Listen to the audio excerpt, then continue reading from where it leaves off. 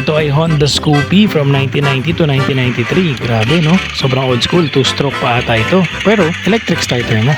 Sound check muna. Ito naman ang 2012 version ng Honda Scoopy. At ngayon, 2025, ito na po ang bagong version ni Honda Scoopy. Grabe, di ba? Pag-usapan natin ng specs, price, at iba pang mga in-update dito ngayong 2025.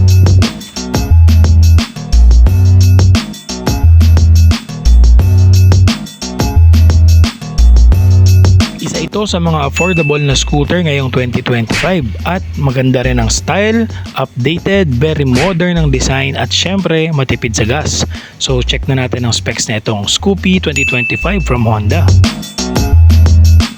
Simulan na agad natin sa makina. Meron itong 109.5cc, single overhead camshaft, 4-stroke, air-cooled din po ito. ESP PGM fuel-injected engine, max power 8.85 horsepower at 7,500 RPM, torque 9.2 Nm at 6,000 RPM, compression ratio 10:1, bore and stroke niya 47 by 63.1 mm. Solid na to para sa specs na yan at sa presyo niya. Napaka basic lang pero syempre fuel injected na yan kaya matipid at malakas. At pagdating naman sa fuel capacity, meron itong 4.2 liters na fuel capacity. Meron itong passing light, digital panel and fuel gauge. Meron din ito, oil change indicator, trip meter, and of course, ang kanyang fuel consumption is 59 kilometers per liter. Diba? Sabi sa inyo, sobrang tipid. 59 kilometers per liter. Pero syempre, yung average nito is nasa 56 kilometers per liter lang. Mura pa din or tipid pa din siya, diba? So of course, ang headlight nito, ang kanyang trademark na napakalaki. Ang headlight niya is LED po at ang kanyang taillight is LED na. Ngayon yung mga signal light niya na integrated is yun po ang nakabalb pa din. At ang maganda pa dito, adjustable ang headlight nito at sobrang lakas sa dilim. Ayan oh, grabe. Sobrang lapad or lawak ng sakop ng headlight nito. Naka-low pa yan, so regular. Ito naman yung high beam niya.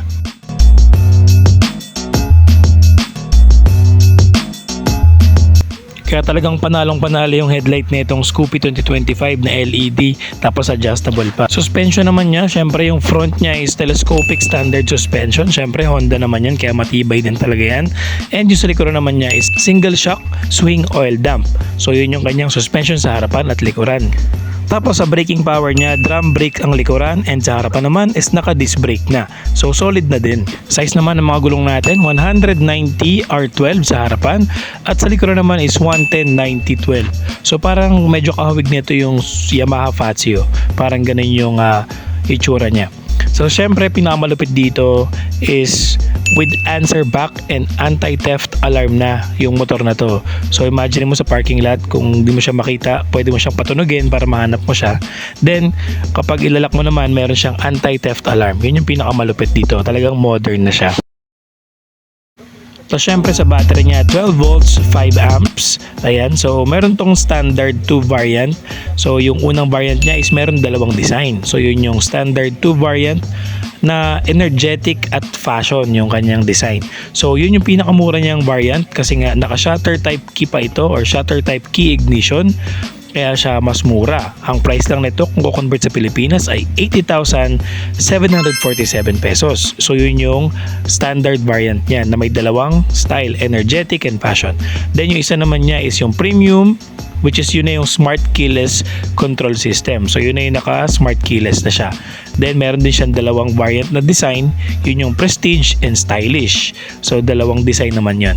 Ang price naman niya kung ko-convert sa Philippine peso ay 83,633 lamang. So yan, sobrang solid na to at maganda yung mga kulay, very modern, at the same time ay sumasabay na rin sa mga bagong motorsiklo ngayon. Napakasimple at napakaganda nitong Honda Scoopy 2025. May keyless pa at merong start and stop system. So basic lang to, hindi masyadong pangkarera, pang chill lang, pumasok sa trabaho at the same time matipid pa sa gas. So ito yung unang itsura nga pala or 2015 model Scoopy na Honda. Yan po ang kanyang unang panel. 'Di ba? Sobrang luma. At ito naman yung latest na digital panel ng Honda Scoopy 2025. So ang laki ng in-improve. 'Diba? Kumpara dun sa luma. May trip meter indicator na yan, may check engine indicator, may change oil, mayroong fuel gauge, at yung pinakamalupit yung kilometers per liter mo na consumption or gas consumption. Meron na rin yung bagong Scoopy 2025 na panel. At ang recorded top speed nitong Honda Scoopy 2025 Gen 6 ay 104 kph. Grabe, not bad na yan ha, para sa ganyang makina. 104 ang kanyang top speed, pero syempre depende naman yan sa body weight ng rider and syempre sa road condition. Tapos pinakamaganda rito yung improvement nila sa upuan na napakasimple at parang hindi mo na kailangang magpatabas kasi nga sobrang komportable niyan. Tapos meron pala itong handbrake mga bossing. Malaking tulong yan, yung handbrake na yan para sa mga pababa at pataas na kalsada, di ba? So solid tong Honda Scoopy 2025 Gen 6 at hindi na rin masama ang presyo para sa kanyang in-improve at syempre sa itsura. Again, dalawang variant po ito, isang standard which is yung shutter type Kipa ang kanyang susian. At ang presyo niya is 80,747. Dalawa ang kulay, energetic at fashion. Then yung isa naman is premium which is naka-smart keyless control system na siya. At meron ding two colors, prestige and stylish. Ang price naman nun is 83,633 pesos kung ko-convert sa Philippine peso. Yan po si Honda Scoopy 2025 Gen 6 na inilabas ngayon ng Honda. Grabe, sobrang ganda at sana po ilabas ito sa Pilipinas ngayong 2025 at malamang maraming bibili niya na kapwa natin rider dahil nga mura, maganda ang specs at napaka-modern ng kulay.